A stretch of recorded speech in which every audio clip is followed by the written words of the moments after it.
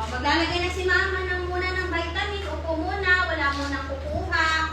Karina, maghihintay muna ha. Very good. Lahat po, lalagyan muna ni mama ng vitamins bago tayo kakain ha. Wala munang kukuha ha.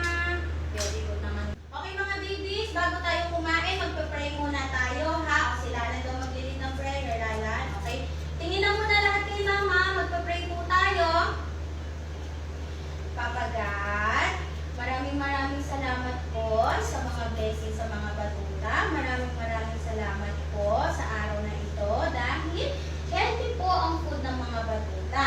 Maraming salamat po dahil napoprovide po ni mama yung mga needs nila at syempre yung food nila. Salamat po dahil lagi po silang healthy.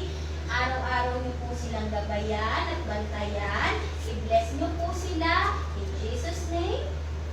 Amen. Okay mga babies?